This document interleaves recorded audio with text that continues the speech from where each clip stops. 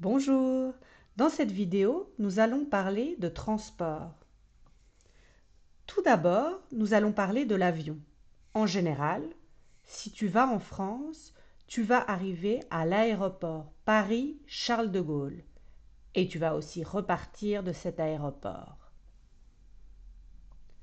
Quand tu arrives à l'aéroport, tu vas avoir avec toi un sac à dos ou un autre bagage cabine, mais tu vas aussi devoir récupérer tes bagages en soute.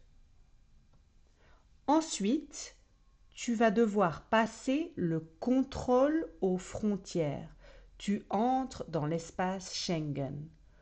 Pour étudier en France, tu vas devoir demander un visa Schengen qui te permettra de rester plus que les 3 mois du visa de touriste.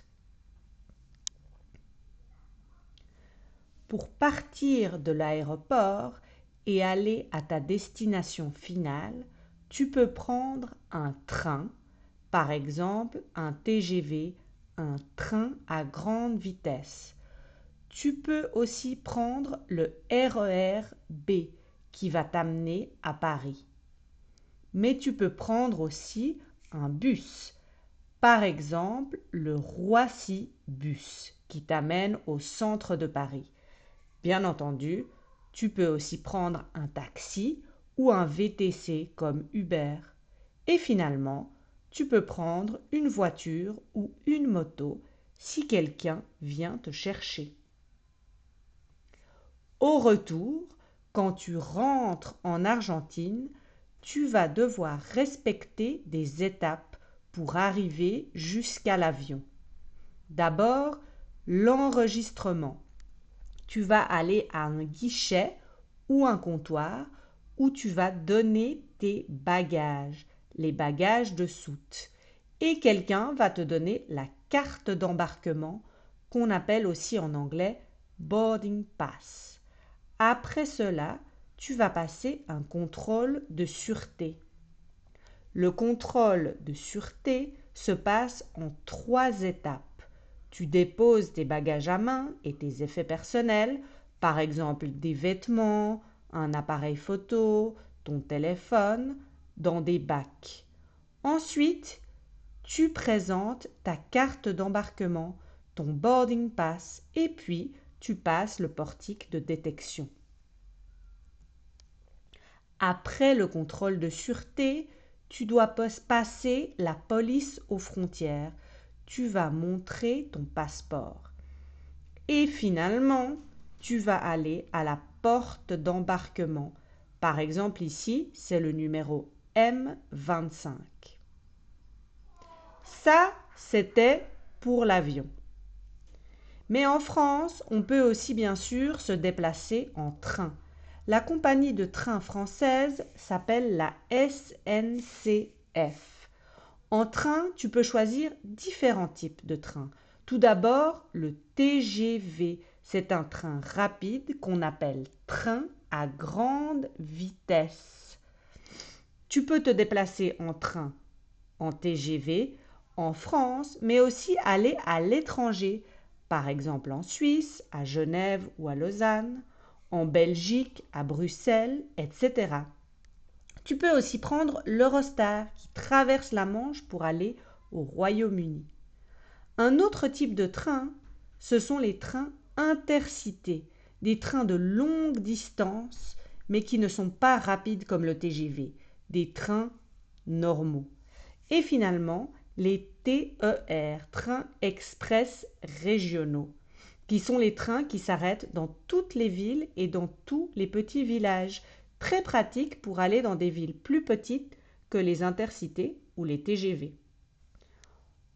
En France, tu peux aussi te déplacer en bus, par exemple avec les compagnies Blablacar Bus ou Flixbus. C'est très pratique pour faire des longues distances et moins cher en général que le train. Une autre possibilité, c'est le covoiturage, c'est-à-dire le partage de voitures. Un chauffeur, un conducteur, partage sa voiture à travers une application, par exemple Blablacar ou Caros. Mais il y en a d'autres aussi. En ville, suivant la ville où tu es, tu peux te déplacer en métro, en bus ou en tram. À Paris, il y a les trois, le métro, le bus et le tram. Dans d'autres villes plus petites, il n'y a pas de métro ou pas de tram. Et bien entendu, tu peux aussi utiliser la mobilité douce et prendre un vélo, marcher ou utiliser une trottinette, éventuellement électrique. Quand je parle de déplacement, de mobilité, je peux utiliser prioritairement deux verbes. Le verbe aller, qui est un verbe irrégulier qui ressemble un peu à l'espagnol, surtout le tu et le il qui se prononcent comme ça. Je vais, tu vas, il va, elle va, on va, nous allons, vous allez, ils vont, elles vont. Je peux dire par exemple je vais en France en avion ou il va à l'université à vélo. En général, j'utilise la préposition en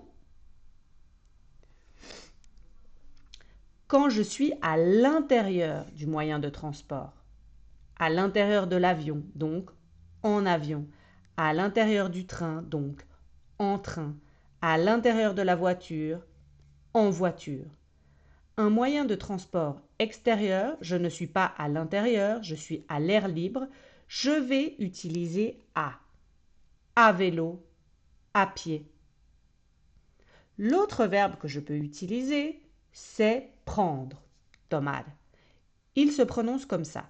Je prends, tu prends, il, elle, on prend, nous prenons, vous prenez, ils, elles prennent. Par exemple, je prends le train pour aller à Marseille, dans le sud de la France, ou il prend le bus pour aller au travail. Bon, j'espère que cette introduction au transport a été claire. À bientôt!